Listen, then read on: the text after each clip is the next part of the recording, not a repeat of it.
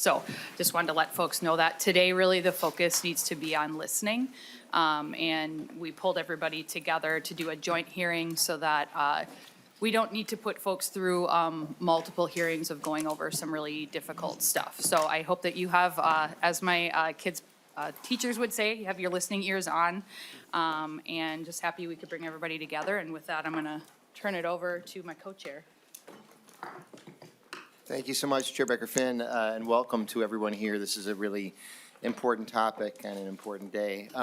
So to confirm, the plan today is that we're going to hear the bill presentation and testimony on House File 1071. This is an informational hearing only because it's a joint hearing of the two committees.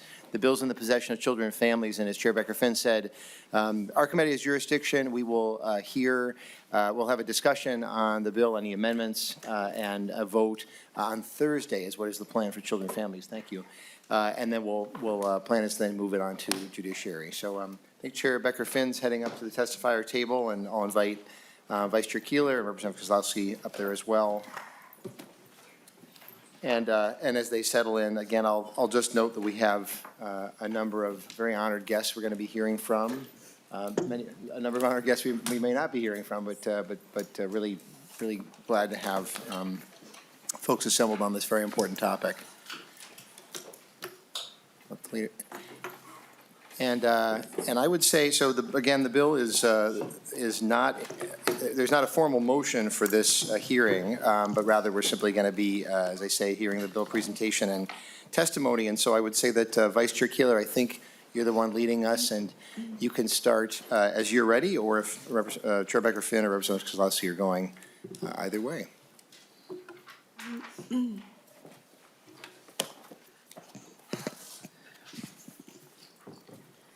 Okay. Good morning, everyone. I want to pause for a minute. The conversation that we're about to enter in is something that is extremely important to many of us. On really personal levels, it is for me, but also to my community, to the generations before me and the generations after me. Today is a conversation that I wish we would never have to have at a state level, because the reason that we're putting it on the state level is because our Supreme Court is challenging ICWA. ICWA is our Indian Child Welfare Act, which was designed to protect our children in a cultural capacity. I want us to just pause for a minute, because I want us to walk through a moment in what most of us probably experience. So I'm going to kind of share that kindergarten moment that a lot of us have. I don't know many of you in your parent capacity. I'm a mom. And I can remember really clearly when I took my first son to kindergarten, and maybe some of you had the same moment. I sat in the car for 20 minutes and cried hysterically because I was sending my kindergartner to a school, and I knew where they were going to go. I knew who his teacher was. I knew what building he was going to go to. I knew that somebody would call me if something happened to him, and I knew I was going to be able to pick him up at the end of the day, and it was still extremely emotional for me. So I want you to think of like the 3, 4, 5, 6-year-olds in your life, and think about what they're doing. I mean, I have a 6-year-old, and he is jumping all over the couch most of the time, but he's still just lovingly being a child. So I want you to picture those kids in that time frame. And then I want you to think about what happens when individuals who don't look like them, who don't speak their language, come in and quite frankly just take our children. If you think about what that would do to you as a parent, to you as a grandparent, to you as an auntie, to you as anybody who has kids in your life. And what we believe as Indigenous people is that it's important that our kids see individuals who look like them, that the language that we speak so dearly is spoken in their home, that our hair that we believe is grown to be a relationship with the Creator is still allowed to be long. So what this bill does is really just protecting some of those components that we as Indigenous people really believe is good for our kids. What I hope is that we enter into this space with an open heart and an open mind, that Minnesota has an opportunity to come together. We sit on 100% ceded treaty territory with 11 sovereign nations, that today, I hope what we can do is be here together and understand that we have an opportunity to protect children who need somebody else to look out for them. I'm not going to take up any more of your time because if you can't tell, this is extremely emotional to me. We are doing this as the Native American Legislative Caucus, because we believe that it is not just me as the lead author in this, that this is really all of our work collectively, and why we chose to come to this space is for moments like this. We are gonna take just a couple minutes, and then we're gonna share the rest of our time with our testifiers and individuals in our communities who are leaders and who work in this area of work significantly. We will be doing some follow-up for the votes and the things that we do as legislators. But if we can please just enter in this time, like I said, with an open heart and an open mind to protect children who really just need us to protect them the most. Chair Becker, Representative Kozlowski, or Chair Becker-Finn, you want to make Representative Kozlowski? Thank you, Chair Pinto and members. Buju Bizandawie, Uzawa Anaquad, Alicia Kozlowski, Jagamashimo, Magizin and Dodem, Getchi Onagaming, Misabikang and Dunjaba. I'm here today as a really proud person, as a Native person, carrying in, as Representative Keeler said, the histories and the contemporary impacts of what it means to be a Native person. And I was asked to share a bit about the context of why MIFA, why this bill and the urgency and how we got here. And I just want to start by saying that amidst the context and the backdrop of this colonization, that look around and feel this room, that we're the people of the heart way. We are love, we are medicine, and that we are here with that love and that medicine for our families as culture bearers and keeper of our futures. So throughout history, the United States and Minnesota have carried out intentional and horrific methods of removal and disconnection from our Native children, from their families, their culture, dispossessed of our lands, and disconnection from tribes. Beginning with the federal policy of assimilation in 1819 through the passage of the Indian Civilization Act Fund that encouraged both Protestant and Catholic organizations to provide education for Native Americans that stimulate the civilization process. This led to the creation of boarding schools. And by 1879, the forcible removal of our children from their homes for placement in these government-sponsored residential schools began an attempt to kill the Indian and save the child. Though we don't know just how many children were taken, we know that by 1900, there were at least 20,000 children in boarding schools, and within 25 years, that number had tripled. When the boarding schools began to die out, a new effort began to disconnect our families. From 1958 to 1967, the federal government then enacted a program called the Indian Adoption Project with the goal of white Americans adopting Native children to allow them a better life. Testimony in support of the Federal Indian Child Welfare Act proved that approximately 1 in 4 Native children are placed out of home or in foster care nationally. That rate here in Minnesota is as high as 35%. A report from 2020 Minnesota DHS indicates that American Indian children are 16.4% more likely than white children to be placed out of home. And many of these children have been lost to their families, to tribes, to adoption, to non-Native families, with those impacts reverberating as we seek to build our kinships and cultural lifeways. And yet again, another series of policies in the 50s furthered the boarding school's damage, echoing policies of assimilation. This is known to us as the termination era that included seizure of tribal land, termination of tribes, and further suppressive policies. So in response to that crisis and recognition of the unique political status of tribes, that's when the United States Congress passed the Indian Child Welfare Act in 1978. In 1985 is when Minnesota led the nation by enacting the Minnesota Indian Family Preservation Act to supplement ICWA and bolster protections against child removal from families. It was amended in 2015, and since 2018, our tribal leaders have been intent on strengthening ICWA, but is much more urgent now with ICWA under threat.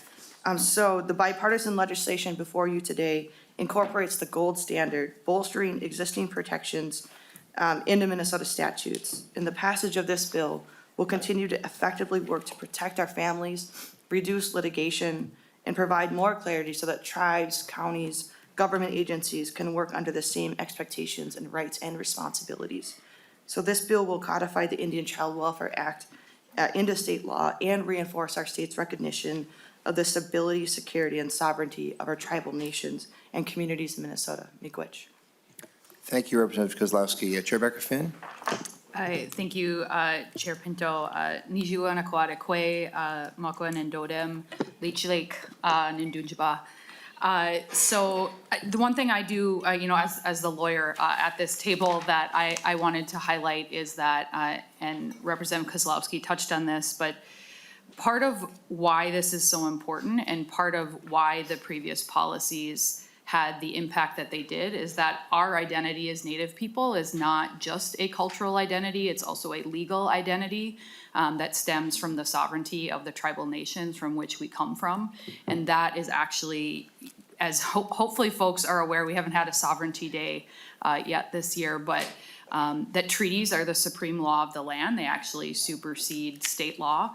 And that's a political existence. That's a legal existence that is different. So even though we may work in community and together with, as we talk about even the Posse Caucus or BIPOC communities with other communities of color, it is unique as Indigenous people that our existence is also a political existence as the descendants and members of tribal nations. And finally, too, I want to, in recognition, especially for the folks here to testify, that today is also a big day for our community and that it is our Missing and Murdered Indigenous Relatives Day of Remembrance. So today is also a big day for many of us in that way. There are events in our community that lift up that issue.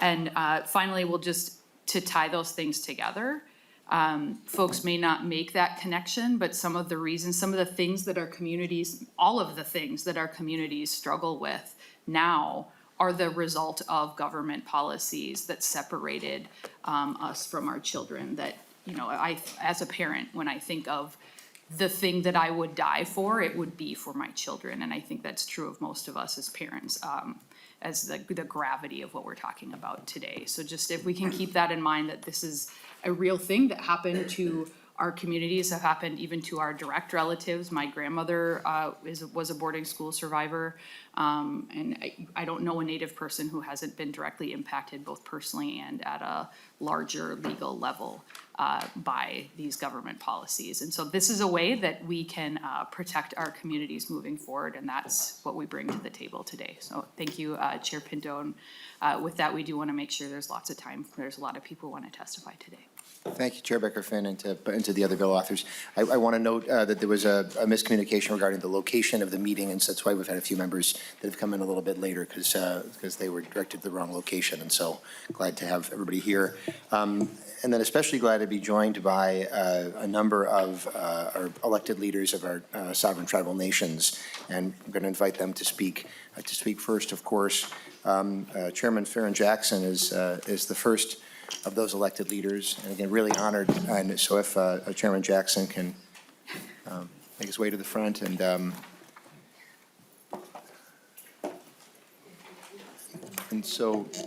there's a series of the elected leaders listed on our agenda, and we'll be hearing from each of them.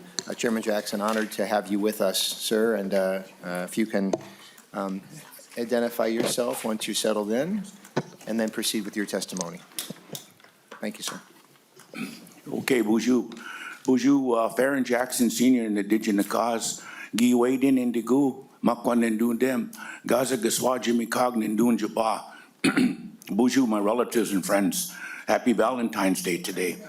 I was here last week too to testify, and there was some very powerful words that were spoken by everybody that participated in the meeting, and it does get pretty emotional because it's a sensitive subject here when we talk about our families and children, and we all have them, and our family was affected with out-of-home placement too before the 1978 Iqbal federal Indian law was established. But it's very hard and emotional to talk about something that is so painful, but I know the purpose behind it is to educate everybody so we understand everyone's perspective. It kind of reminds me of like a combat veteran talking about his horrors in war. Sometimes it's things you actually try to forget or you try to put in the past, but it always kind of resurfaces itself. But so I'm just, me and my wife came down last night to be a part of this meeting and to kind of share, our feelings and our reasoning why we support MIFPA and the Iqbal law. You know, we've been very fortunate, me and my wife Laurel. You know, we've been foster parents for over 30 years. Through this process, we adopted 5 children into our own home as our own family members, and we still have them today. And 50, 60 kids came through our home in the course of them 30 years, you know, and we still see them when they've grown up. You know, a lot of them are successful today. You know, we adopted a daughter in 2000, and she's 23 years old, and she just recently graduated from college, and she has a 4-year-old daughter now, and she's really doing really well, and we're really proud of her. And she's living a sober life today, you know, and she works hard. You know, when kids are removed from homes, you know, even in foster homes, when you have kids, you know, in your homes for some years, and when kids are removed from home, you know what it actually feels like? It feels like a death in the family when kids are taken out of their homes. That's how painful it is, you know, and we don't want to see any families have to experience that kind of pain. You know, Indian children, you know, they need Indian families, you know, because of our cultural ways, because of our language, our ceremonies, everything we do. You know, it always involves our children with our circle, our family circle of life. See, a lot of the Anishinaabe people, the indigenous people, come from clans, come from the animals. Like, I'm a Makwa, I'm a bear clan. You know, there's a lot of different animal clans. And these animals are with their families. You know, bears and bear cubs belong with bears. Wolves and wolf pups, they belong with wolves. You know, that's the way the Creator, I believe, intended everything to be. You know, and that's why, you know, I fully support and believe in this ICWA and MIFPA laws, you know, and what it stands for. You know, and hopefully people will understand, you know, the indigenous people's point of view and why we stand on these principles and morals and values is because of our upbringing. So yeah, once again, you know, I'm thankful to be here today. I thank my Creator for giving me another day to come here and, you know, address, you know, all the staff, the senators, all intelligent people in this room today. You know, I'm honored to be able to have of your time to speak today, but I don't know what else I can really say. I said some words last week, and I don't want to run into anybody else's speaking time, so I say Chimigwitcha Bizendawi. That's thank you for listening to me today. Thank you. Chairman, thank you so much for your words, for being with us.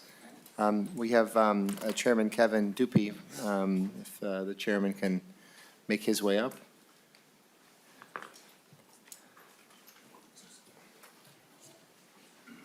And once you get settled in, you can identify yourself, please, and please proceed with your testimony. So glad to have you with us.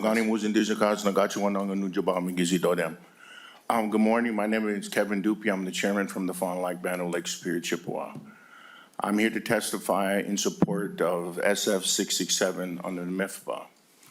I don't speak as eloquently as others. To Chairman Jackson's point, a lot of things have been said over the last couple of weeks. But when we are taught young, when we use our language and speak our language, we bring our ancestors forward. And for this, we bring them from the beginning. So I present myself to you as my ancestors standing behind me and our people. I'm going to use the term Anishinaabe. When I do that, I'm going to use it as indigenous in general, because we have our Dakota brothers and sisters also in the room. Start off, for 530 years, somebody has been telling us what's best for us. 530 years. And it's failed for 530 years. Some have talked about the history of our people through the boarding schools, the federal policies, the termination, the removal. We're the only group of people in this country that these laws or policies were implied upon or pursued to or forced on. The only group of people until World War II with the concentration camps of the Japanese people and African Americans in a point of 400 years or more. But out-of-home placement on the removal process, I want you to picture, if you could please, somebody coming to your house and saying, You have 3 children. Which one of them are you going to give up today because they're going to a boarding school? Until they're 18 years old. And the percentage of them children that never made it home. That's the reality. And today it's in the world's lens to see what has happened to the indigenous people. The Indian Act started in the United States, moved into Canada, moved across the seas to Australia and New Zealand, but to only indigenous people. And today, the out-of-home placement is rampant. And the numbers that we can take a look at from out-of-home placement in the state of Minnesota and the country is tenfold compared to what happened in the boarding school. Compared to what happened in the boarding school. So the boarding school has never stopped, just for different policies and processes and moved forward to call it something else. But the reality, it has never stopped. We as Anishinaabe people believe that we're tied to everything that grows. We believe everything has a spirit, inanimate and inanimate. So what that means basically is we're tied to everything that grows. And this term that we hear all the time about sovereignty, it's not a word with us. It's a way of life. Sovereignty means that I'm tied to completely everything. It's every part of my being. We were born sovereign, an inherent right. Just like everybody else, just like everybody in the world has a right to breathe clean air. Everybody has a right to drink clean water or fresh water. And we also believe that our children choose their parents. And for the ones who can understand it, that's what sovereignty is. Before the encroachment of the European, we had our own government processes. We had commerce. We had things that have been in place since the dawn of time. So it's nothing new to look at and say, this is how we govern ourselves. This is how we take care of our children. This is the way the Creator gave us. These are the things the Creator gave us. And so it's a simple principle as this. If you understand what I mean by being tied to the land and the structure, if I can't eat the animals or drink the water, one of them, my arm goes. If I can't take the animals that the Creator gave us in the woods, there goes one of my legs. For the Ojibwe people, we travel from the East Coast to the region. We are over a 500-year migration to come to one place where we settled today, where the food grows on the water, and that's monoman or wild rice. So if I can't eat that, there goes another leg. If I can't do these things, there goes my other arm. I cease to exist as an Anishinaabe. What I mean by Anishinaabe is how I am tied to everything that grows, how we are tied to everything that is part of us as a being from outside. And so when our children lose that, and they do, because of out-of-home placement, and some may disagree with the word that I'm going to use, but I'm going to use it as a simple principle. Genocide. One form of genocide is to strip a culture away from a people. And when you take that child and you put that child in a home where they're not part of their way of life, they're not part of their speaking, they're not part of their culture, that's genocide. And I know some may disagree with this word, but y'all have the ability to look it up for yourself. And that's one form of the simplest piece of genocide, is stripping a culture away from a human being. The idea was, and they use the term children, but it was Lieutenant Pratt came up with an idea, says, kill the Indian and save the man, or kill the Indian and save the child. Call it what you want. It hasn't worked. And it's not working today. And that's the federal policies that were put into place to subdue the indigenous people. Why it's so easy for me to talk about this and not read anything is because this is what we live daily. This is what we live daily. I want to leave this with you all. No one man or group of people have the right to deny us our right to exist as who we are as a people. As a people, defined in the Constitution of the United States defined in the treaties, supreme law of the land. We see you, but do you see us? Miigwech. Chairman Tupy, thank you so much for those remarks and for being with us. Chief Executive Melanie Benjamin is our next tribal leader to address us. And Chief Executive Benjamin, if you can identify yourself once you get settled in, and we'll be eager to hear from you. Buju Ani Nishnabe, Madame Indigenous Cause Melanie Benjamin Indigo, Mino Gijigad Nugum. Mr. Chairman and Madam Chair, I am Melanie Benjamin, and I'm the Chief Executive of the Mille Lacs Band of Ojibwe. On behalf of the band, we respectfully request that you vote in favor of House File 1071 during the current legislative session.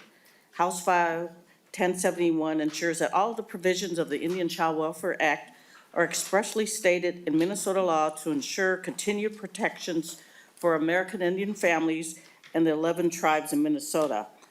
Congress enacted the Indian Child Welfare Act in 1978 to protect American Indian culture and tribal integrity from the domestic removal of American Indian children by public and private agencies, resulting in Indian children being placed in foster care and adoptive homes at the rate of 19 times higher than non-Indian children. And in some states, 85% of all American Indian children were placed in non-Indian homes. Indian child welfare has helped tens of thousands of Indian children and families find fairness and healing in state child welfare systems by establishing standards for proceedings involving Indian children. These standards include ensuring stability and security within Indian families, guaranteeing that tribal governments have a role in keeping Indian families together, and helping Indian children retain their cultural identity and heritage. Many of the policies that were created in an attempt to assimilate American Indian people and families failed or caused great harm. Boarding schools and the policies of removal and relocation of American Indian people disrupted our family structures and our cultural teachings and our ways of life. Every Native American family at Mille Lacs had a relative or an elder taken from the family and sent to boarding school. In my family, during the 1950s, we were relocated to St. Louis under the termination policies. The United States spent most of its history trying to destroy Indian families, but in 1978, they started to try to preserving Indian families. HF 1071 preserves the policy of keeping families together and allowing our families to flourish.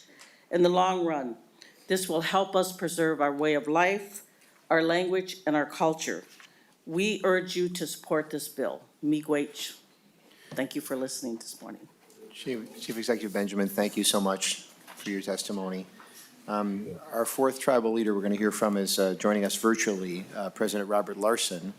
And so, President Larson, thank you so much. Identify yourself, please, and proceed with your testimony. Mahometakiapi, Chair Pinto, Chair Becker-Finn. I greet you with hello, my relatives. Dakota ya tatanki chop tantam yado, chanshayapi edwati, damakota ikchewichashka. I say, in the Dakota way, we're all related. So I'm not going to give you facts, and you're going to hear plenty of that, and you can look those up, but I just want to speak to you as a ikchewichashka, as a common man.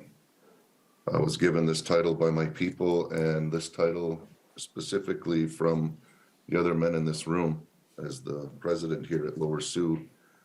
And with that, I just want to share that I want to try to keep this as positive as possible, because this is such an important piece for us.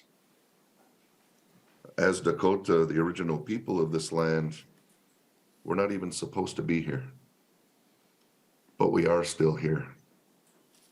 And this House File 1071, strengthening MIFPA, putting it into law, only helps to try to do a little justice for our Dakota people and all the natives in this state. But according to the first governor of the state, we're not even supposed to be here. We were supposed to be exterminated. Not just exiled or gotten rid of, but exterminated is the word that he used. And today, you know, we know better, right? We're people, we're humans. And that's how I want to speak to you as a human to human. That when we learn better, we should do better. And our Dakota word for children is our Wakayanja. And that translates to English as like the sacred ones. They're vital for our existence. Taking them away and stripping them of their identity as Dakota people, like my brother Kevin said, it's a form of genocide. We can't continue that any longer. We need to work together to ensure that everybody in this state has a right to thrive. Without our children, there's no way we can thrive. And you can look up all the disparities. They're all there for you to see that this is one chance that you have to not take the children away, to help us live as relatives together.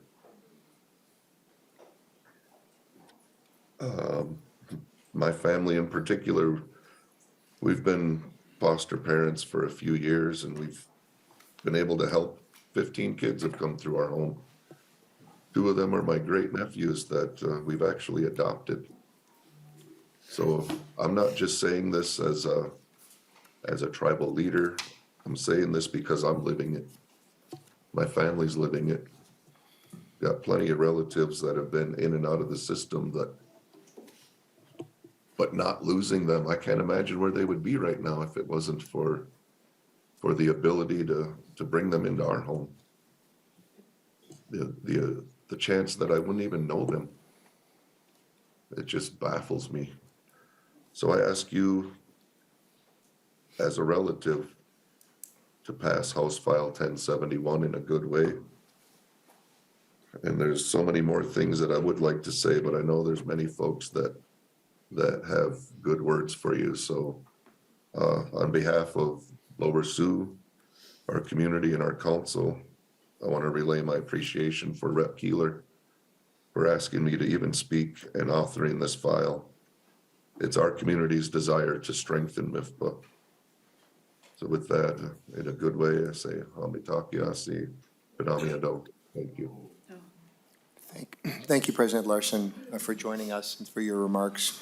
And our final tribal leader, Vice President Shelley Buck, if you can make your way to the front. And then as you get settled in, once you do, I'll ask you to identify yourself and then proceed once you've gotten settled in.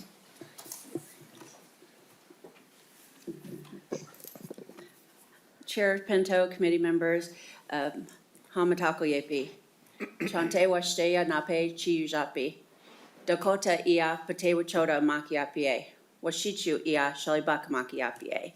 Hello, my relatives. I greet you with a good heart and handshake. My Dakota name is Manny Buffalo. My English name is Shelley Buck.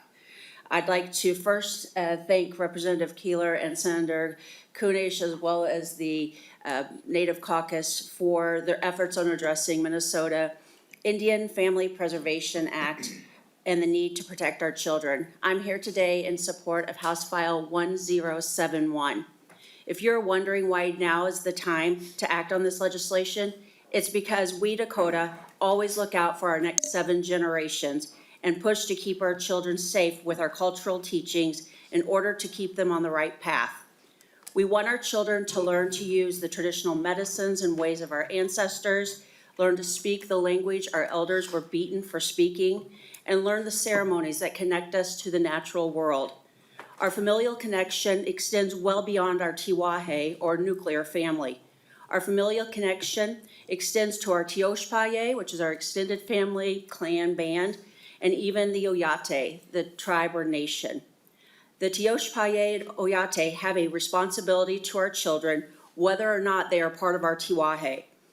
Right now, there's a serious threat to change that narrative for each and every one of our children who are going through hard times with their families. There is currently a case before the U.S. Supreme Court that is challenging the validity of ICWA, which is the foundation and inspiration of MIFPA. If the United States Supreme Court were to overturn this ruling, the protections that are in place to keep our children within our tribal communities and understanding who they are as Dakota people can have a dramatic impact, not only on the child and family, but also tribes. I was doing some research and I found an article on the American Medical Association or AMA website that says this kind of kinship care, quote, leads to fewer behavioral problems for children, fewer mental health disorders, and fewer placement disruptions when compared to children in non-kinship care, end quote. For a brief understanding of Prairie Island, we are currently just over 1,000 members, and just under 50% of those are under the age of 18. I want to stress that every child that is removed from our families, culture, and community, it has a dramatic impact on the growth of our people and greatly impacts the future of our members. Every tribal member is vital and plays a significant role in moving our community into the future. The implementation of this language will protect the future of our children and offer them the chance to be part of our community and learn to grow up in our way of life. Our families will not have to worry about the outcome of the United States Supreme Court ruling. Other states have looked to Minnesota since enacting on MIFPA, and they are looking at us now and seeing what Minnesota will do to make sure these protections continue to be in place for Native children. For my family personally, my grandmother and two of her sisters were taken from her father, and they were taken by the courts because he had his wife pass away, my great-grandmother. That is the reasoning why my grandmother and two of her sisters went into boarding school. Now my father and myself didn't learn the language. I'm learning the language now. Thankfully, my daughter is fluent in the language, and it's taken 2 generations to get there. That's the effect that these laws have on our children when you take them away from their families. I urge you to support House File 1071. Pidamaya Yepi for giving me the time to speak on such an important issue for our community and all tribes in the state of Minnesota. Vice President Buck, thank you so much for joining us. And a special thank you to all the tribal leaders. It's really important that we have intergovernmental communication and relationships, and there could be no more important topic than this one. A slight change to the agenda. I'd like to ask Rebecca McConkey Green to come up at this point to just provide a walk through the bill. I think that's the plan, and then we'll hear from other testifiers, including Apichi Petit. Rebecca McConkey Green, as you get settled in, please identify yourself and then proceed with your testimony and describing the bill. Okay, thank you very much. Chair Pinto and Chair Becker-Finn, it's an honor to be here this morning. I'm Rebecca McConkey Green. I've been very honored to lead a group of tribal attorneys that worked on trying to make sure that we keep the very important provisions of the Indian Child Welfare Act in Minnesota law. As was mentioned, there's currently a challenge before the U.S. Supreme Court. One of those challenges is based on anti-commandeering. And so by making sure that all of the provisions of ICWA are enacted directly into Minnesota law, we protect against that challenge. And so that's what we are trying to do today. I am here, I want to thank Representative Keeler and Kozlowski and Representative Becker-Finn for their advocacy and help with moving this forward. I don't know the best way to do this. I was going to just walk through each of the provisions unless you would rather just ask questions. Yep, thumbs up from Chair Thanks. Becker-Finn. Sounds good. You know, what I would tell you is that we, for the most part, we are just putting into Minnesota law what is already requirements of federal law in the Indian Child Welfare Act. There are 2 areas. McConkey, I might ask you, I think the microphone is maybe not picking you up quite so well, so if you can just kind of, yeah. I should move forward. Yeah, no problem. You can, Is that better? yeah, you should be good. Yep. Okay, Yeah, thank you. good, thanks. So, as I was saying, what we are doing or asking to pass with House File 1071 is to codify all of the Indian Child Welfare Act into the Minnesota Indian Family Preservation Act. When the Minnesota Indian Family Preservation Act was passed, and I think that was in 1985, it was done as a supplemental statute. So it does not contain all of the provisions of ICWA. It is focused primarily on application of ICWA to child protection proceedings, when ICWA in fact actually applies to many other types of proceedings. And it doesn't contain all of the provisions. So it will reference provisions, for example, placement preferences, without stating them. And so we need to fix that as things go forward.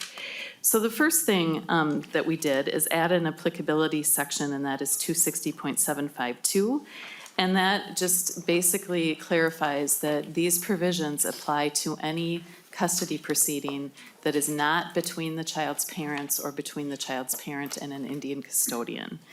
So it doesn't apply to divorces, it doesn't apply to any type of custody between parents, but anybody else coming in to seek custody of an Indian child, these provisions would apply to, okay? And so that is what that section does. Then we added a policy statement. And maybe, that is- maybe you can identify the sections as you go, just the numbers as you go, if that's possible. Certainly. To help folks. So the applicability section is 260.752. Okay, or section 1 of the bill, I guess. Yeah, because that's what folks have, if that makes sense.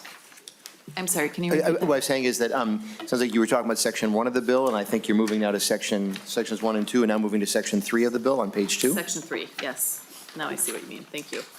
So on page 2, and this is 260.754, we added a policy on tribal-state relations, and this is to ensure recognition of the sovereignty of the tribes. And so that is what that section does.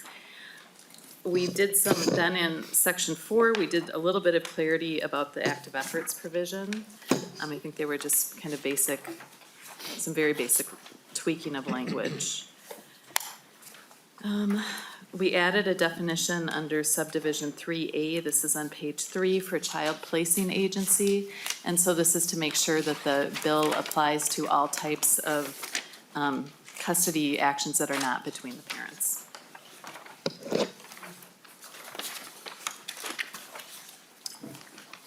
We defined child placement and child custody, those are subdivisions 3B and 4A. Emergency proceeding is subdivision 5A. An extended family member, these are some definitions that were in the Indian Child Welfare Act and that we brought into Minnesota law. The next one is subdivision 6A, and that is a definition of imminent physical damage or harm. An imminent physical damage or harm is a term of art that is used in the Indian Child Welfare Act in the section on emergency removals. This is a very important term because this standard has to be met in order to trigger the bypasses that are in the emergency removal section. Everybody wants to ensure that children are safe. That is as important, as you've heard from the tribal leaders this morning, to them as it is to the state actors as well. We all want to make sure kids are safe. But in the emergency removal sections, there are some bypasses that would basically undo the Indian Child Welfare Act provisions if they're not followed. And those things are making sure that the tribe is notified, making sure that the parents are served and notified, making sure that active efforts are provided whenever possible to remove children, and making sure that there's consultation with the tribe. Obviously, in emergencies, we want to make sure that the children are safe, and that's why the emergency provisions are there. But it's very important that they be used very sparingly. Most of the tribes in Minnesota work very hard to be there to help provide services for their families, to make sure that kids stay with their families as often as possible. And we want to ensure that that happens and that we have as few removals as possible. And so that's why that term was actually defined in this version where it is not in the Indian Child Welfare Act. So that is new. Otherwise, I think the definitions largely come directly from the Act. Then on page 5, section 15, is the emergency removal or placement of Indian children, termination and appropriate actions. These are sections that came out of the Indian Child Welfare Act because we did not have them in NIFLA before, so those were added in. And that is really what most of this is as I go it. through each of these sections. Subdivision 4, I think, well, it has the different requirements for emergency removals. Subdivision 3 is the petition and what needs to be in that. Subdivision 4 requires proceedings and review of whether the emergency removal continues to be necessary in subdivisions 4 and 5. Then we move to section 16. This is on page 7. And this is, we did some tweaking of the notice provisions. In 2015, there were some amendments that had been passed requiring inquiry into tribal lineage, and that remains. But we wanted to make sure that this section applies not just to social service agencies again, but to anybody who would be a petitioner seeking third-party custody or custody that is not between the parents. And that is, what was it, that section? So it goes through in this for several pages, laying out the different types of proceedings that can happen and reiterating the fact that notice is required in all of those, and what the standard of proof is. And the standards of proof are, again, consistent with the Indian Child Welfare Act. So moving, I guess, next to section 17 on page 11. We just had a slight word change. And I think section 18, also on page 11, we did add some language that stated that when the proceedings are completely voluntary, when, for example, in situations where you have somebody voluntarily placing their children with a family member or with someone else, that the active efforts are not required when that happens. On page 12, subdivision 3, is language about findings that active efforts were provided. And that is what has been added there.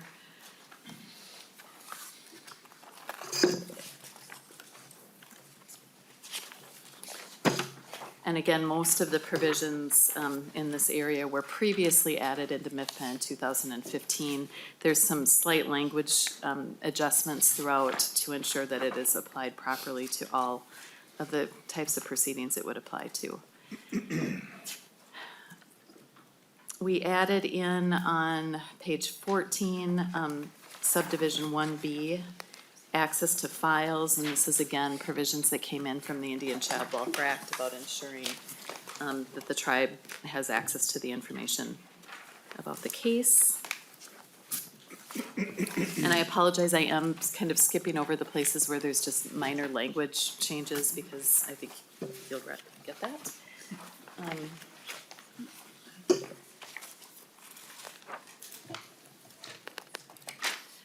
Subdivision 3A is on page 15, and that is, again, coming out of ICWA and laying out what the court's requirement for consent when parents are consenting to voluntary foster care placement or voluntary termination of parental rights. We also, subdivision 4, added the requirements about withdrawal of consent to voluntary placements and return of the children to their parents when that consent is withdrawn. Those things come again from the Indian Child Welfare Act.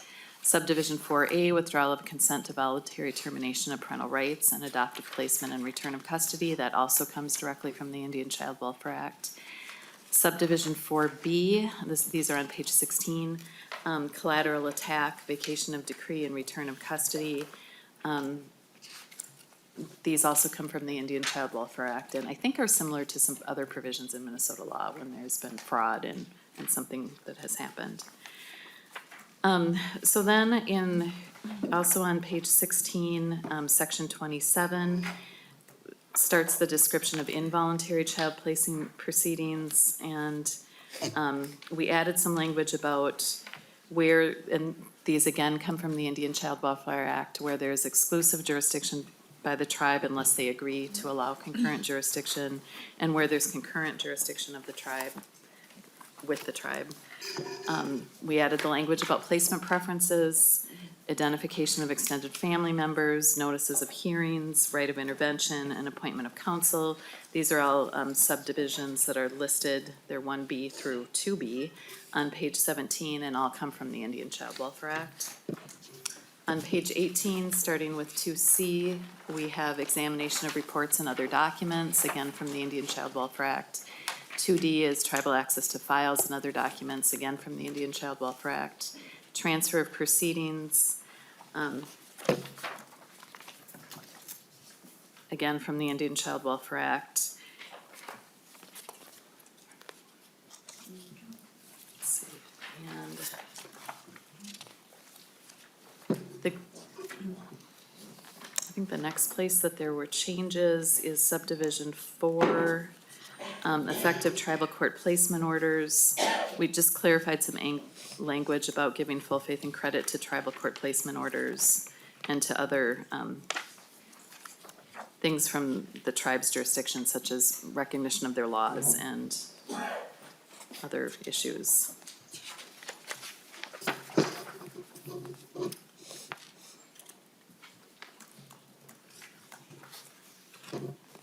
Then in subdivision 6, we did do some clarity about a concept of qualified expert witness and evidentiary requirements for different types of proceedings. So this takes a little bit of explanation. The Indian Child Welfare Act lays out different types of child protection proceedings and other types of custody proceedings where the act applies. And it defines those as foster care placements, termination of parental rights, pre-adoptive placements, and adoptive placements. It's important to look very closely, though, at the definition for foster care placements, because that, in both case law and in practice, have been found to be much more expansive than how, when we are using the common language usage of the word foster care placement, we tend to describe those. So it actually includes any time that a child is placed out of the care of their parent or Indian custodian, and where the parent or Indian custodian cannot have them returned upon request, and where rights have not yet been terminated.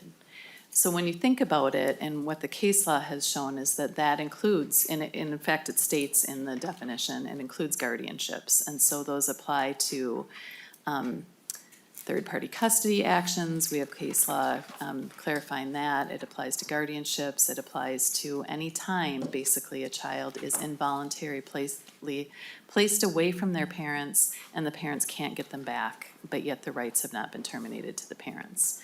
So that is very expansive, and why then we had to clarify when we move further into the statute. It requires qualified expert witness testimony when you're placing a child in a foster care placement and when you're terminating parental rights of the child, of the parents to the child. So in Minnesota, we have a lot of different types of placements or foster placements that happen that aren't called that.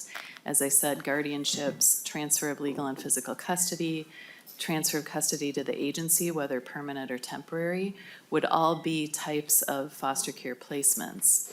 The tribes have had kind of an ongoing struggle where we believe that qualified expert witness testimony should be provided, and I believe on a nationwide level that is the general consensus. So we want to make sure that that's clear in the law, that when kids are being placed in foster care during a child protection proceeding or placed in some other type of proceeding with somebody other than their parents, that there is QEW from the tribe and notice to the tribe supporting that placement. And specifically, the QEW testimony is talking about that the child would suffer serious physical and emotional harm if left in the care of their parents. That's what the QEW testimony talks about in those places. So it is necessary in all of those, and including the permanency actions such as the transfers of custody. So this goes through and clarifies that QEW is needed in each of those types of placements. And Judge McConkey-Green, we should probably wrap up pretty quickly. We've got Okay, a sorry. lot of testifiers. Yeah, no problem. But yeah, thank you.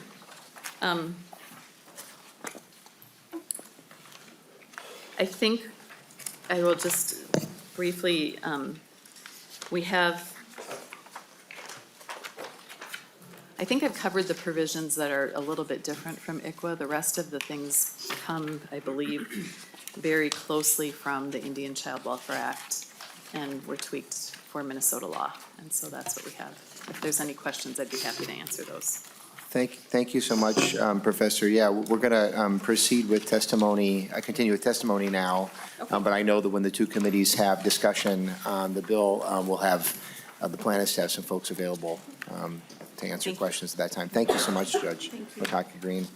I'm going to invite up Opichi Petit. I'm not sure if I'm pronouncing the name correctly. Actually, I guess joining us virtually, pardon me.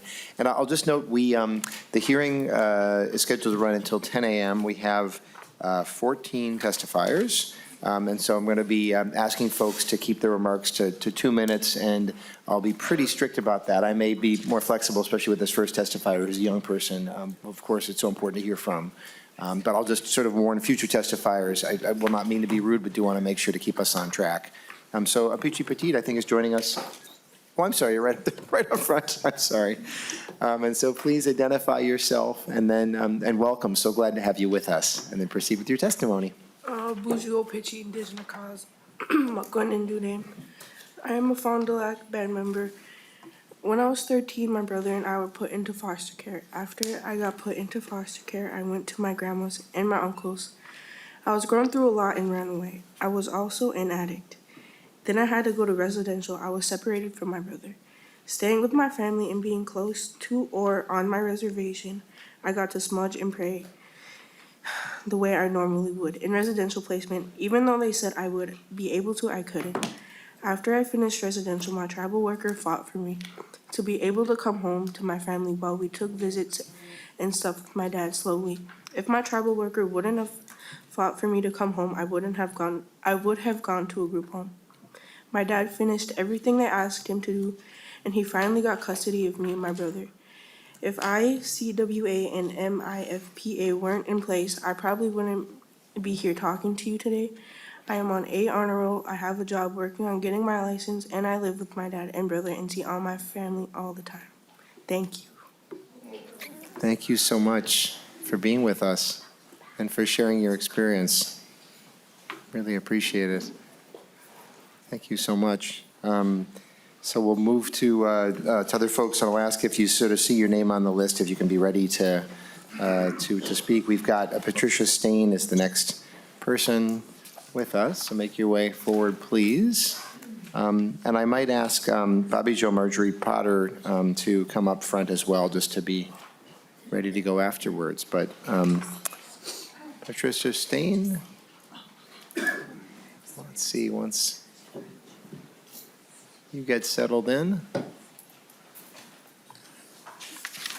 And so please identify yourself and then proceed with your testimony.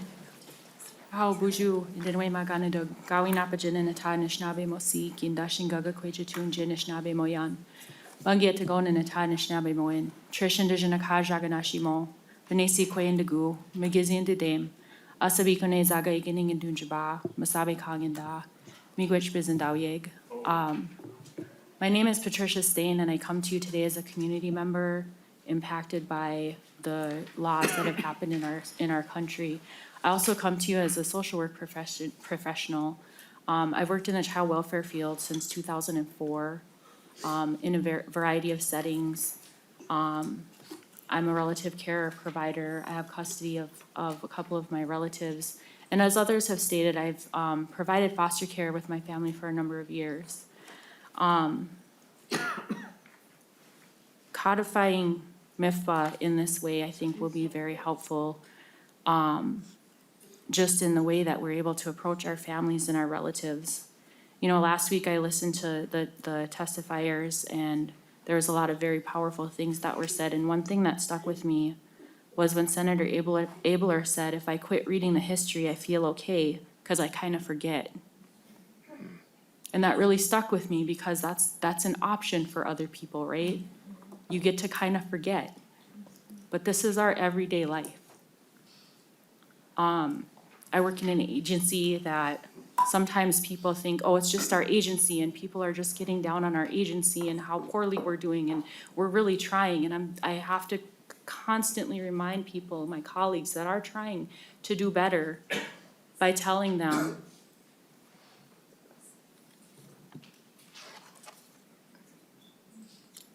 that our culture is healing. That yes, you're trying to do better, but this act and this stuff that's going before the Supreme Court on the national level is bigger than one agency. This is bigger than one family, one worker. This is in Danakubajanug, that's my ancestors, go both before me and in front of me. And that's for all of my relatives. We all always have to be really mindful of our authority and the direction and the path that we put other people on, regardless of what our role is. Whether we're in human services or whether we're at the state level like you all are, we have authority and we can set people on a path. So we have to be mindful of that. At the ICWA congressional hearings, we do this training, right, where we teach up-and-coming social work professionals. And we'd watch a video, and I remember watching a video, and an elder had stated in the congressional hearings for ICWA, it's a well-known fact that you all get to go home to your children and you get to take your children home, and that's all that we want. We want to be able to take our children home so they can learn their language. My introduction speech, I told a group of people yesterday, it took me 15.7 miles to learn that because I ran in a trail and I was bound and determined to learn my introduction speech because that wasn't something that was given to me from a young age. I learned it in my 30s. The last thing that I just want to say, a concern that I have, and maybe you can help me understand that later, but I know in 260-762 subdivision 1, where it states active efforts are not required to prevent voluntary out-of-home placement and to effect voluntary permanency for the Indian child, I guess if we can just get some clarification on that, because I think it's our way to teach our up-and-coming social workers that they need to provide active efforts regardless. So that I would just like some clarification on that, but thank you. Miigwech Bizendawieg. I appreciate you listening. Thank you so much for being with us, and I'd suggest you talk to Judge McConkey Green with that question. Babajo Marjorie Potter is up next, and I'll ask Gertrude Pukanaga to make your way to the front. And please identify yourself and proceed. Bonjour, everybody. My name is Jawano Binesik, Indigenous Cause, Makwa and Dudem Sabakone Zaga Iganing. I am so honored to be here today. And last time I testified, I shared some really personal stories about how being connected to culture has impacted my family. Today, I'd like to share my professional experience. And so we all have heard that pre-ICWA, the numbers for children and what was happening is that those white standards for how children should be raised and cared for was being applied unfairly to Indigenous families. I started my career off in 2009, and at that time, I was told, right, that we have to follow all of the laws, right? Child welfare, it's really important. But then I was really perplexed because I thought that federal laws applied to everybody. And then I started hearing people say, well, I'm not gonna take that case because it's not ICWA, or because it's ICWA. I don't wanna notify that tribe. I don't wanna reach out. I witnessed workers getting police holds signed before they were leaving the building and assessing any families. And this was while MIFA and ICWA were a law that we had to follow. Time continued on, and those practices continued to damage and harm a community that I lived in and am from. Then we fast forward to 2015. At that time, our tribal leaders got together and they amended MIFPA. And at that time, there was more accountability that came along with it. And I saw our county systems respond when money was being withheld and people started to react and change their policies and practices. And we've started to see positive impacts for the community. And so you wonder why now, why today? Well, for 40-some years, this law hasn't even been followed. And the moment that we start getting some accountability and seeing positive impacts for our family, it's under attack again. And I share my stories and my personal experience because those things are still going on today. 1 in 4 children are still being removed. I mean, we're supposed to assess the situation before we go out there. So if we apply that emergency standard in MIFPA, that's going to keep children safe and stop workers from getting police holds before they even go and assess the family. We are required to keep children in their homes, connected to their culture. That's what we signed up to do in social work. And I ask that you support this law and pass it and help to have other counties follow the law and the spirit that we're all speaking to today. So I thank you very much for your time. Thank you so much for joining us. and for your work. After the next testifier, Larissa Marie Little Wolf, is up, you can make your way to the front. But Gertrude Bukanaga, please identify yourself and proceed with your testimony. Good morning. My name is Gertrude Bukanaga. I'm from the White Earth Tribal Nation, enrolled member. And I'm employed as Executive Director of Upper Midwest American Indian Center. I've been there since 1986. And I wore many hats in my day. I'm a mother, I'm a grandparent, and I'm an aunt to many children that have been in, and a grandma to many children who have been in out-of-home placement. I worked in several colleges, and when I worked at St. Catherine's College, I worked with about a number of about 30 Indian women that were adopted by non-Indian people. They did not know their culture, they did not know their history, they did not know where they came from. It was a period of time when you couldn't find out how you were adopted or how you were taken from your family. In 1946, my mother had an accident and she passed to the spirit world. We were sent to boarding school. I was in a boarding school since 1946 with 4 of my other siblings. The youngest 2 stayed with an uncle. I know and I've lived the life of an Indian with all the laws that were passed to keep Indian families separated. Our family was separated from our parents, our grandparents, our cousins, our aunts, our uncles, and our friends when we went to boarding school. We were not allowed to visit homes or visit. We stayed there, and they determined what religion we would have.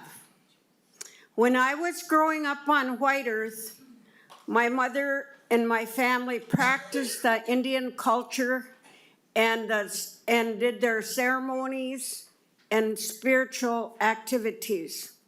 Indians are very spiritual.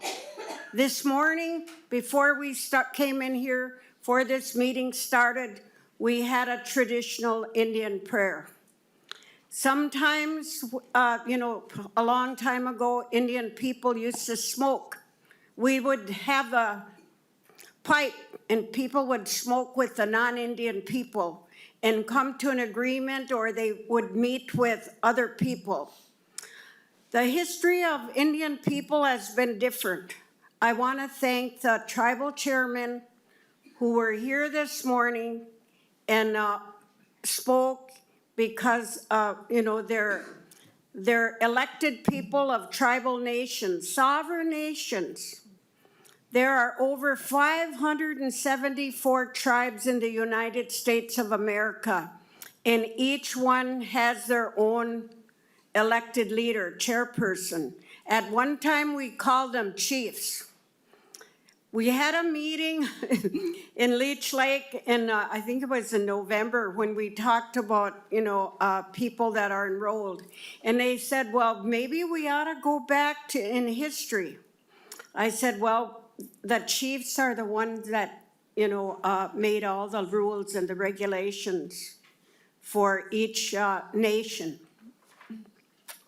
So we had, a lot of people never studied the history. They never studied all the rules that for Indian people who went to boarding schools. In 1947, we went home that summer for 2 months. And then in August, we went back to boarding school and we never went home again. So we were kept from our families. And they did not treat Indian children that well in the boarding school. I went to school with, my best friend was Audrey Banks, and her brother was Dennis Banks. And him and I used to joke around And I'd say, well, how many times did you go through the paddle line? Because what they did to our boys in boarding school, they made up 2 lines if they didn't if they violated a rule. And they would get 10 to 15 or people in two lines. And they would give each boy a paddle. So when the boy got punished, he had to run through these double lines and get hit with a paddle. And the girls were not treated any better. So me and my friend Audrey, we used to go to the library every day Ms. because Buchanan, nobody bothered you in the library. So, you know, you didn't violate no rules or anything. But we were not allowed to speak our language or practice our culture or do our ceremonies while we were in boarding school.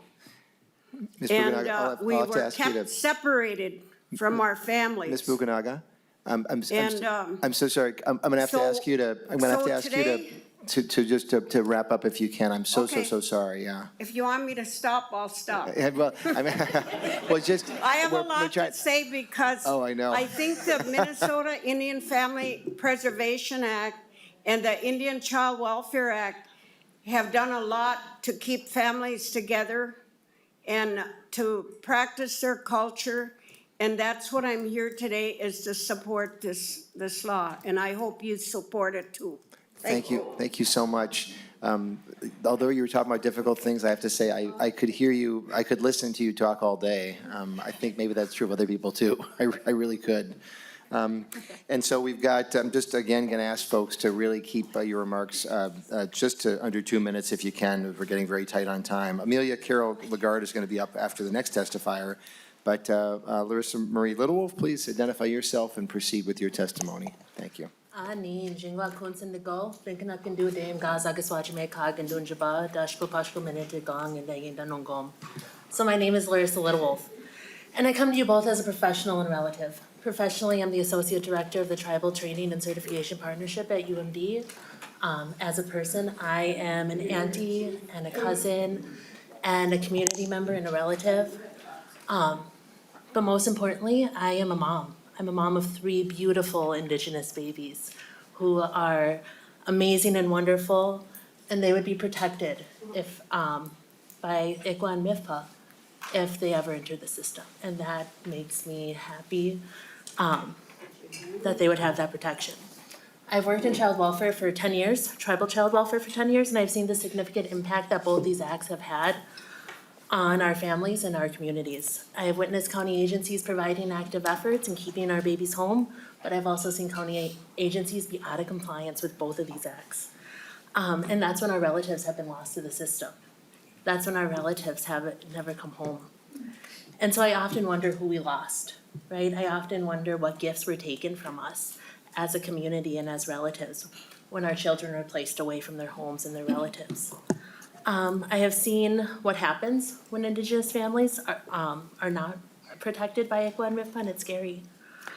I have seen that reasonable efforts are not enough to help heal the contemporary and historical traumas that exist due to the genocidal practices of the U.S. government.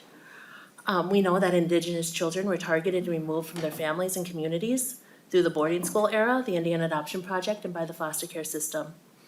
Indigenous children were removed from their homes and placed in white homes in an attempt to civilize them and assimilate them. There's propaganda and historical documents that show this. When Indigenous children were forcibly removed, they weren't allowed to practice their culture or their language. They weren't allowed to know their relatives or know their family, and generational trauma was created by these genocidal practices. And our children were stripped of their identities.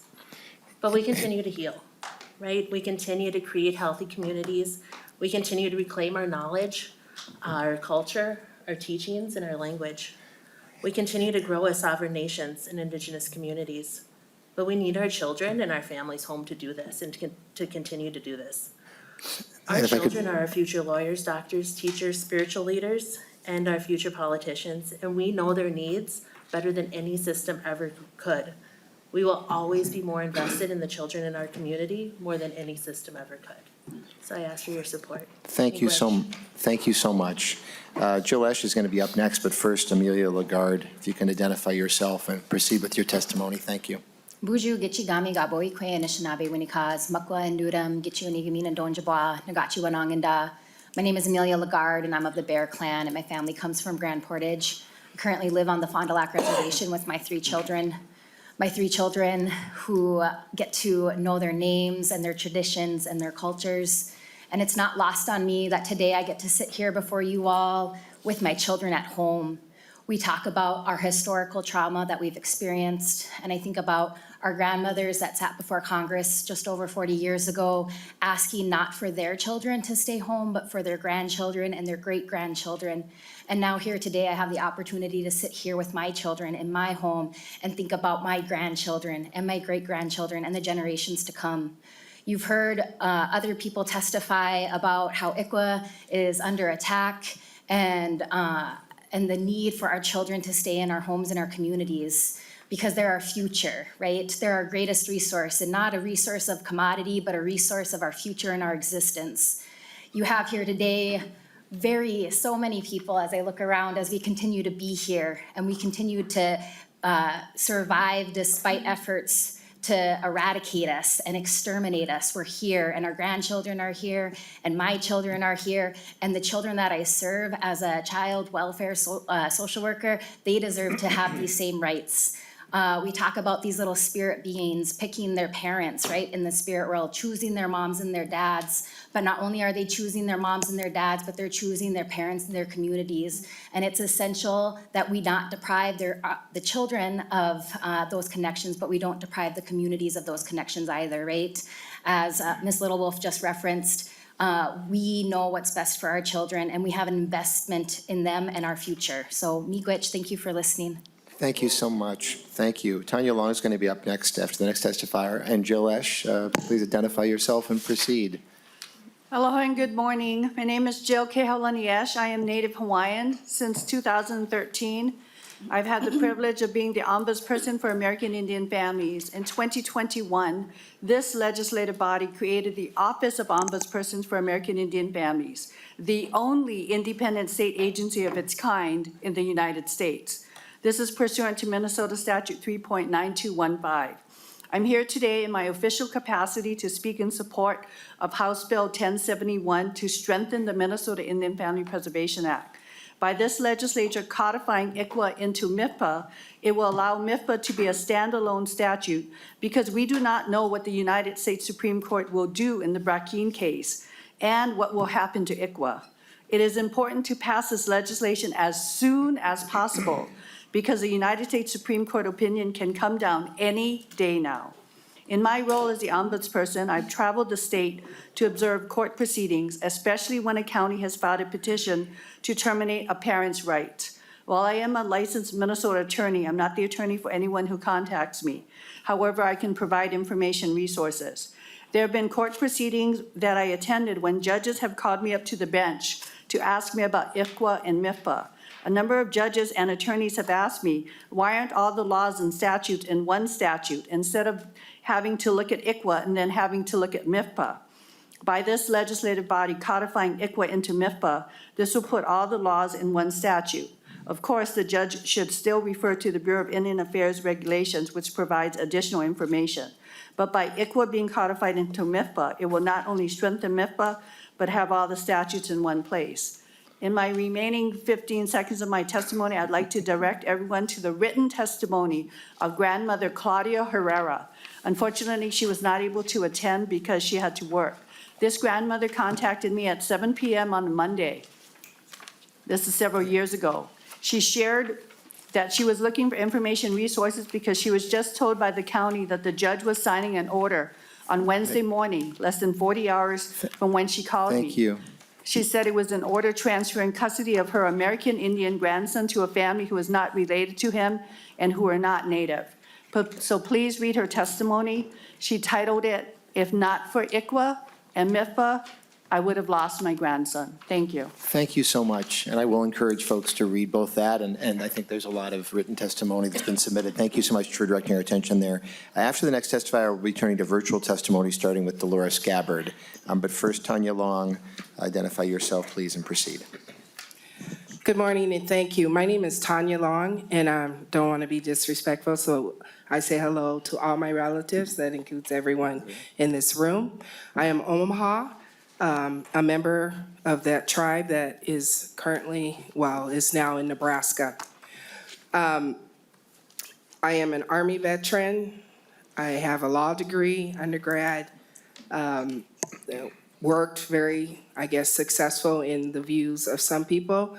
But what most importantly I want to come here and speak about is that I am a foster care survivor. I was removed from my family before ICWA was enacted. I was placed in 5 foster homes with my 4 siblings. The very first day I was sexually abused. I was physically abused. I was mentally abused. And we were transferred around and around because it was 5 of us in many homes. All this was done while my grandfather had a 3-bedroom home on the reservation where we could have lived. Not once were they considered. I support this bill. I'm angry about how it got to the Supreme Court, and legally, I do have a law degree. I don't agree with the arguments against ICWA.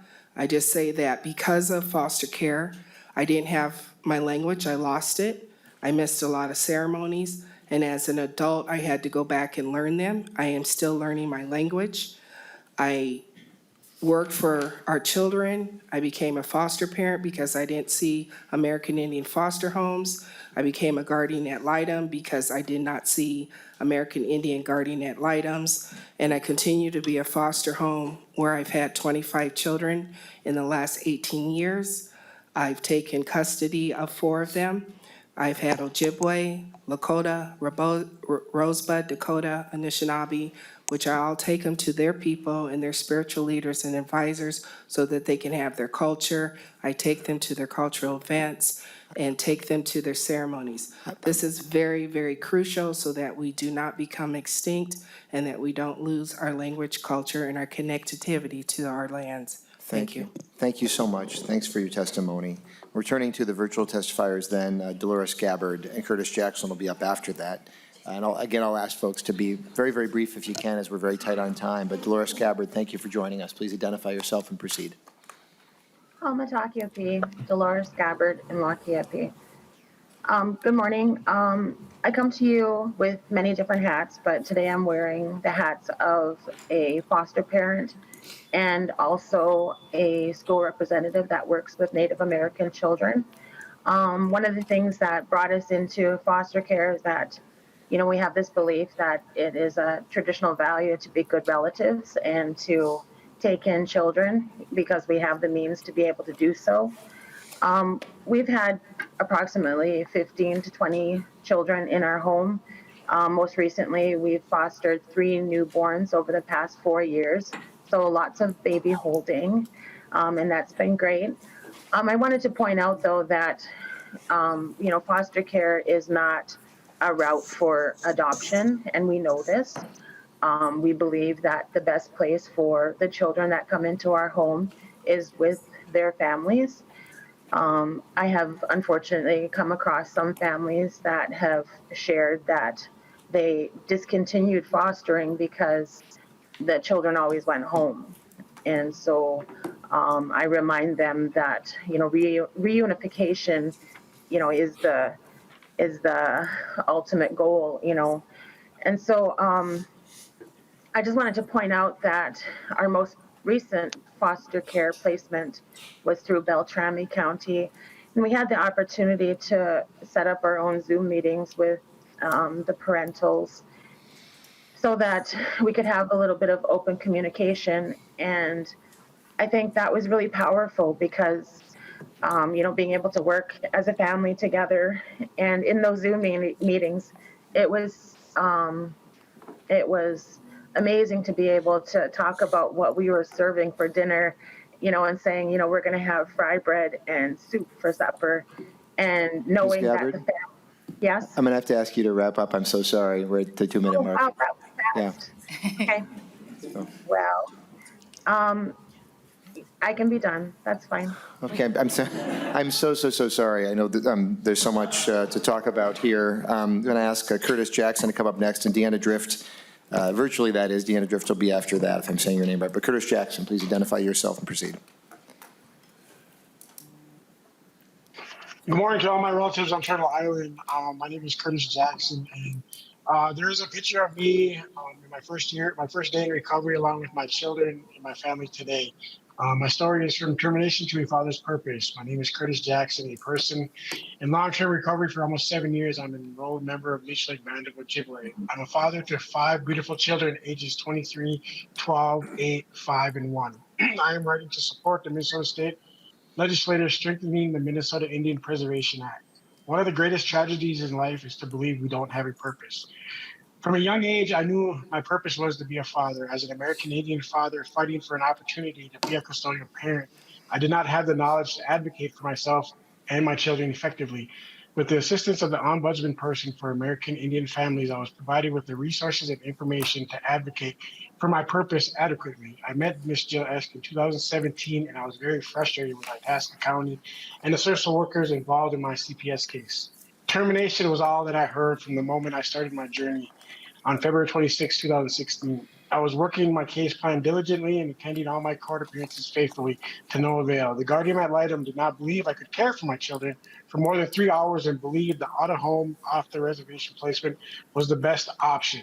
I feel that they were ignorant and naive to the idea of my children being raised by a man who struggled with substance use disorder and mental health.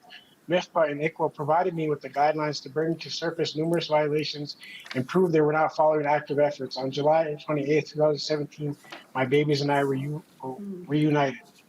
I feel it would be very traumatic for future fathers to not have the ruling to protect the future of their families. Fathers are rarely given a chance to be custodial parents. However, ICWA and MIFPA do not discriminate against fathers. With mental health issues and substance use disorders plaguing our tribal members, it is vital to the preservation of American Indian families to have these monumental safeguards in place. Please vote to strengthen MIFPA for not only for fathers, mothers, grandparents, but also for our babies. Our babies need us. Respectfully, Curtis Jackson. Thank you, Mr. Jackson. Thank you.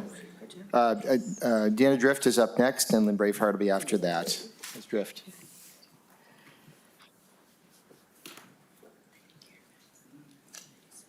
Please proceed. Am I ready? Oh, sorry. Mr. Chair and members, Anin Gejinakuk Indigenous Cause. Hi, my name is Deanna Drift. Ginuji Dudem, Northern Pike is my clan. Minawa Asubikune Zag Iganing in Dunjaba. I'm from Nett Lake. I'm an enrolled member of the Boys Fort Band of Chippewa. I'm very honored to be here today to give you a small glimpse into the importance of House File 1071. I support this bill because it aims to strengthen the Minnesota Indian Family Preservation Act, MIFPA. Child Protection Services removed my brother's children and placed them with me. This is the law. But for us, the American Indian community, it is customary within our culture. An aunt is a second mother to our nieces and nephews. We play a vital role in their upbringing. If it weren't for the Indian Child Welfare Act, ICWA, and the Minnesota Indian Family Preservation Act, my family would have been lost to the system. My nieces and nephews never experiencing that sense of belonging or feeling that connection to the Native family and heritage. Because of active efforts and how hard my brother worked his case plan, he has full custody of all 4 of his children, ranging from ages 3 to 12. They are immersed in our culture, learning our language, and continuing on the path of healing from historical trauma. This is why HF 1071 codifying ICWA into MIFPA is important to us, because if it is passed, it will continue to preserve the American Indian family. Our children are our future. Miigwech. Thank you.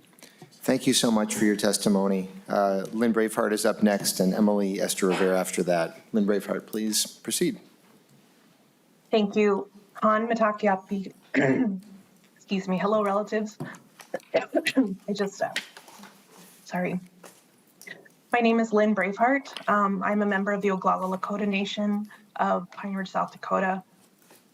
I'm also the State of Minnesota Guardian Ad Litem Program ICWA Division Manager.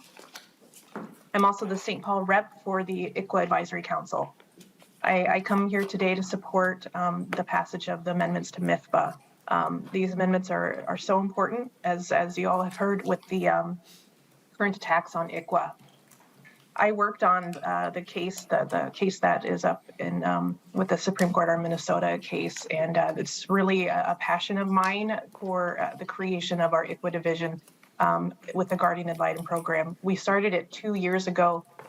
Actually, October 2022 is when we had our first strategic plan, realizing that Guardian Ad Litems across the country have been the weakest link in ICWA.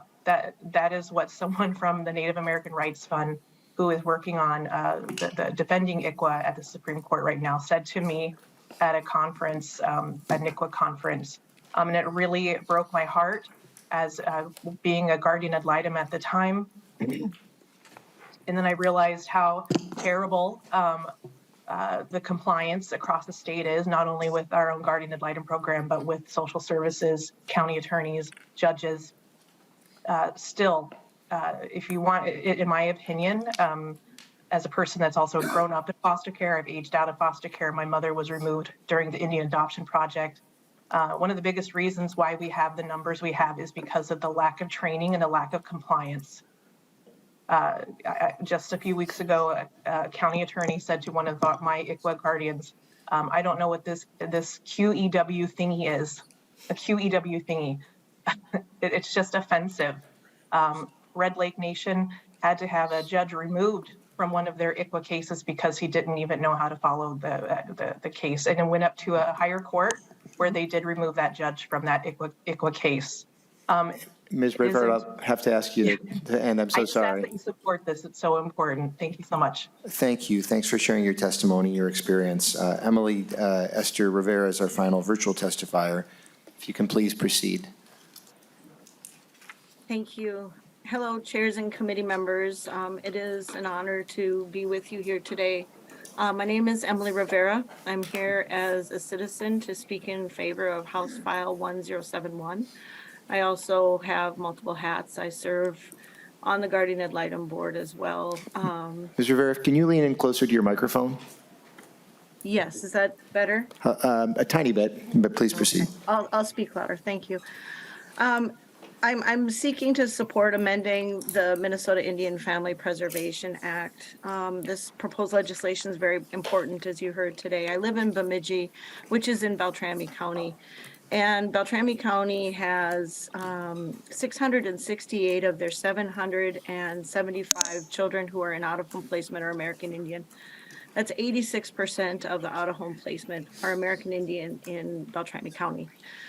Now, there are needs, as were spoken today, to make sure that the legislation, it needs to be applied equitably across the state. And we see by the numbers that that might not be the case. And so codifying the language is going to be really important for the equitable provision of services throughout the state. These vital protections within ICWA need to remain accessible for American Indian children, families, and tribes within Minnesota. And out of respect for time, I just will end there saying that please vote to approve this piece of legislation. It is critical to the sovereignty and the well-being, the safety, and the permanency of children. Thank you. Thank you so much for your testimony. I'm asking Samantha Gorman to come on up. And also just want to apologize to members that we're running a little bit long. We've got a lot of folks I'm sharing. So Samantha Gorman, please proceed with your testimony. If we have Samantha Gorman coming up, perhaps, maybe not. Okay.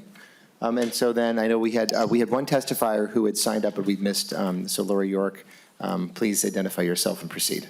Bonjour, mi gwana gabo ikwen indigenous cause magazine and do it dem go over ganikag in Dunjiba. Nimin winda mama yayan dungum. Hello everyone, my name is Laura York and I am the American Indian Child Welfare Advisory Council co-chair.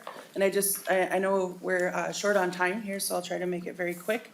but I think it's important to understand the process and how we got here. So in 2018 and 2019, the American Indian Child Welfare Advisory Council, along with the American Indian Chemical Dependency Council and the American Indian Mental Health Council came together to discuss the issues that were impacting American Indian children and families. During those tribal visioning sessions, there was a recommendation to strengthen MIFPA. And since then, with the ICWA Supreme Court case that is going on, we had expedited that process in response. Currently, the U.S. Supreme Court is challenging ICWA, the foundation for MIFPA. The challenges are based on equal protections, anti-commandeering, and the Commerce Clause arguments. MIFPA does not include a severability clause and is currently supplemental to ICWA instead of a standalone statute. The anti-commandeering and Commerce Clause arguments can be addressed with the passage of this state law. The proposed changes are necessary to ensure protections for Indian children and families and tribes in response to the U.S. Supreme Court challenge. Additional changes will follow in the subsequent legislative year. This year's legislative proposal incorporates the gold standard existing protections of ICWA into Minnesota statutes to include the effectively work at protecting Indian families and reduce litigation where possible and provide more clarity so everyone involved has the same expectations and understandings of their rights and responsibilities. It is to ensure the protections of ICWA are protected so Indian tribes and families do not lose any more children in the event that this federal law is struck down. Minnesota is one of few states that actually has an Indian Family Preservation Act in place, and other states around the nation are going to be looking to model this MIFPA. This is really important because we have ICWA eligible cases throughout the United States impacting all of our tribes. And Minnesota might be in a better place than most, but it's really important that we pass House File 1071 this legislative session. The work group. We kind of need to wrap up, I'm Yep, afraid. I Yeah. will. So the work group included recommendations from a tribal state agreement from our tribal leaders. The work group consisted of the. Actually, I'm so sorry. Can you send information out about the work group? But I do need to have you wrap up. I'm so sorry. Yep.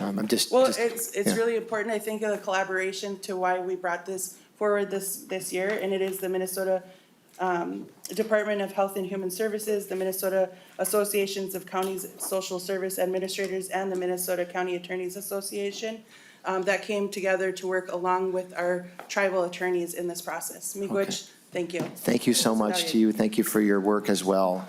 This is a little bit of a scary question at this time, but is there any member of the public who wishes to testify on the bill? There is right over there. I'm going to ask you to be head on up. You timed yourself, okay.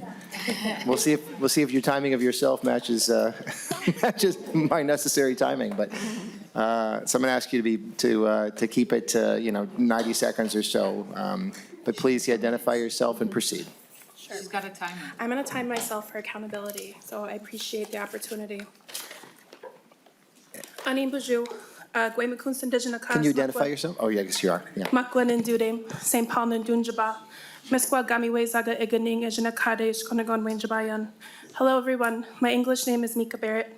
I'm humbled to be here, to have been asked or to volunteer to testify for my people and to be in a room full of community that I have watched and idolized during my 29 years on this earth.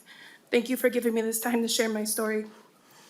I'm a third-generation social worker, third-generation masters of social work, and a third generation dedicated to the work of serving our relatives affected by the system in my family. It all started with my great-aunt Muriel Charlo, a member of the Fond du Lac Nation, a servant for her community and one of the original people to bring the Minnesota Indian Family Preservation Act to our state. We called her Auntie Mo. She had this fire about her. She was small, but she was mighty. She was one of the strongest advocates for the safety and wellness of Native children. She took in my mom and raised her as her own, introducing her to our Anishinaabe ways of life, and later influencing my mother to be a social worker. Due to these two women, I knew my path. I set goals to achieve a master's degree and worked my way to achieve it while being a mom of two. I worked for my tribal nation, the Red Lake Nation, at a grad school and worked with tribal members across the country. Currently, I'm a supervisor with the Indian Child Welfare Unit at Ramsey County. I was hesitant to take this role, but I felt the wrath of my Auntie Mo. I had to do it for her and all the work that she has done prior when protecting the interests of our relatives. I'm working to change our county involvement with our relatives in the community, educating county employees, building an elite ICWA team, uplifting relatives, implementing active efforts to the fullest capacity, and trying new efforts that have not been done before. And Ms. Bear, we'll have to have you wrap up. I'm so Yes, of sorry, we're course. the 2-minute mark. No, I apologize. I went back and forth all weekend trying to get my introverted self to talk today, but Auntie Mo has been gone for nearly 18 years, and I feel her giving me the power and strength to be here and tell our story. And I encourage you lawmakers to make the right choice today. Chime Glitch, thank you. Thank you so much. Thank you. And I'm going to ask the bill's author, Representative Keeler, to just wrap us up. And thank you so much. And thanks to all the testifiers. I'm incredible. Vice Chair Keeler. Thank you. Having us share massive amounts of pain in 2 minutes is extremely difficult, and I know that that's hard, but I appreciate you all staying a couple extra minutes.